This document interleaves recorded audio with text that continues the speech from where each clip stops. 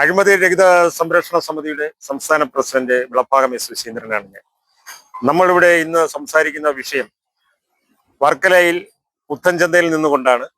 അവിടെ നമുക്ക് നോക്കുമ്പോൾ കാണാം, ഒരു വാട്ടർ ടാങ്ക് നിർമ്മാണം നടത്തിയിട്ട് വർഷങ്ങളോളം കടന്നുപോയിട്ടും അത് പ്രവർത്തന ശൂന്യമായി കിടക്കുകയാണ്.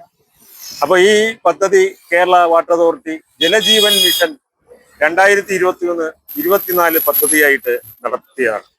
അപ്പോ 2 നിയോജക മണ്ഡലങ്ങളിലെ 6 പഞ്ചായത്തുകളിൽ ഉണ്ടായിക്കൊണ്ടിരിക്കുന്ന കുടിവെള്ളത്തിന്റെ അതീവ രൂക്ഷമായ ബുദ്ധിമുട്ടുകൾ പരിഹരിക്കുക എന്ന ലക്ഷ്യത്തോടു കൂടിയാണ് ജലജീവൻ പദ്ധതിയിലൂടെ ഈ പദ്ധതി നടപ്പിലാക്കിക്കൊണ്ടിരിക്കുന്നത്.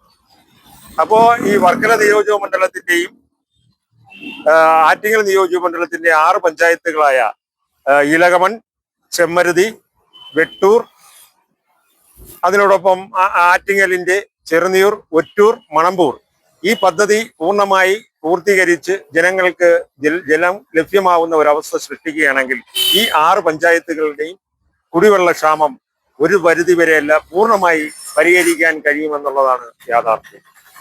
അപ്പോൾ ഈ പദ്ധതിയുടെ പൈപ്പ് ലൈൻ ഇടുന്നത് ഏതാണ്ട് 80%, അതായത് കീഴാറ്റിങ്ങൽ വില്ലേജിന്റെ കൊല്ലമ്പുഴ ആറിന്റെ സമീപത്ത് നിന്നാണ് പൈപ്പ് ലൈൻ ആരംഭിച്ചാണ് ഇവിടം വരെ എത്തിയിരിക്കുന്നത്. അപ്പോൾ അതിന്റെ ഒരു 80% പൈപ്പ് ലൈനിന്റെ പണികൾ പൂർത്തീകരിച്ചിരിക്കുന്നു.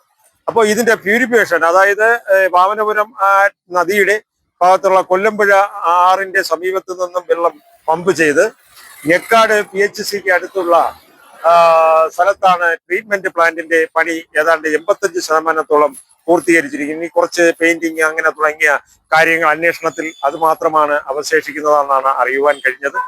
അപ്പോൾ അവിടെ നിന്ന് പ്യൂരിഫൈ ചെയ്ത് ഈ നിയോജക മണ്ഡലങ്ങളിൽ 5 സ്ഥലങ്ങളിൽ, അതിലൊന്നാണ് പുത്തൻചന്ത, 5 സ്ഥലങ്ങളിലാണ് ഈ വാട്ടർ ടാങ്കുകൾ നിർമ്മിച്ചിരിക്കുന്നത്.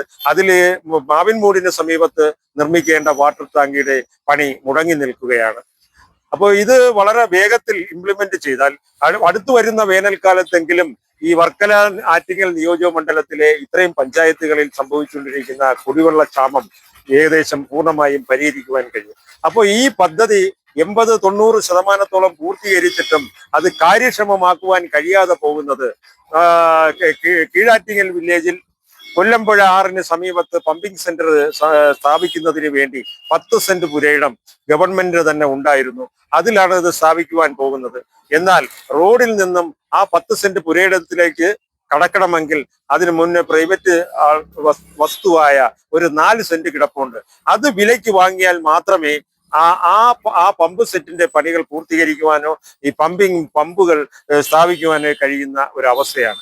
എന്നാൽ അതിനുവേണ്ടി ഇപ്പൊ ലക്ഷക്കണക്കിന് രൂപകളാണ് ഈ പൈപ്പ് ലൈൻ വിന്യസിക്കുന്നതിനും ഈ വാട്ടർ ടാങ്കുകൾ പണിത് ഉയർത്തുന്നതിനും ജനങ്ങൾക്ക് വെള്ളം കൊടുക്കുന്നതിന് വേണ്ടി പ്യൂരിഫൈ ചെയ്യുന്നതിനുള്ള പ്ലാന്റ് നിർമ്മിക്കുന്നതിനും മറ്റുമായി ലക്ഷക്കണക്കിന് രൂപകളാണ് ചിലവാക്കിയിരിക്കുന്നത്. എന്നാൽ ഈ 4 സെന്റ് ഭൂമിയുടെ തടസ്സത്തിൽ മാത്രമാണ് ഈ പദ്ധതി ഇംപ്ലിമെന്റ് ചെയ്യാൻ പറ്റാതെ പോകുന്നത്.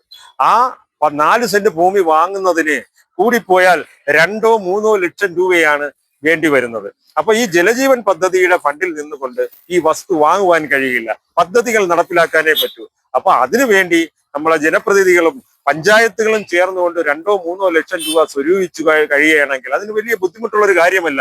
മനസ്സ് വയ്ക്കുകയാണെങ്കിൽ വേഗത്തിൽ തന്നെ ആ പണം കണ്ടെത്തുവാൻ കഴിയും. അങ്ങനെയാണെങ്കിൽ ആ 4 സെന്റ് ഭൂമി പർച്ചേസ് ചെയ്ത് കഴിഞ്ഞാൽ ഈ പദ്ധതി ഇംപ്ലിമെന്റ് ചെയ്യാൻ പറ്റും. അതിനുവേണ്ടി അടിയന്തരമായി വർക്കല ആറ്റിങ്ങൽ താലൂക്കിലെ തഹസീൽദാർമാർ ഫെയർ വാല്യൂ എടുത്ത് കളക്ടർക്കും സബ് കളക്ടർക്കും നൽകി അതിന് വേണ്ടുന്ന പേപ്പർ വർക്കുകൾ അടിയന്തരമായി ചെയ്തുകൊണ്ടും ഈ പഞ്ചായത്തുകളെല്ലാം ക്രോഡീകരിച്ചുകൊണ്ടും ജനപ്രതിനിധികൾ ഒത്തൊരുമയോട് നിന്നുകൊണ്ടും ഈ 2-3 ലക്ഷം രൂപ സമ്പാദിച്ച് ആ വസ്തു വാങ്ങി എത്രയും പെട്ടെന്ന് ഈ പദ്ധതി നടപ്പിലാക്കുന്നതിനുള്ള നടപടികൾ ചെയ്യണമെന്നുള്ളതാണ് അഴിമതി രഹിത സംരക്ഷണ സമിതിക്ക് പറയുവാനുള്ളത്.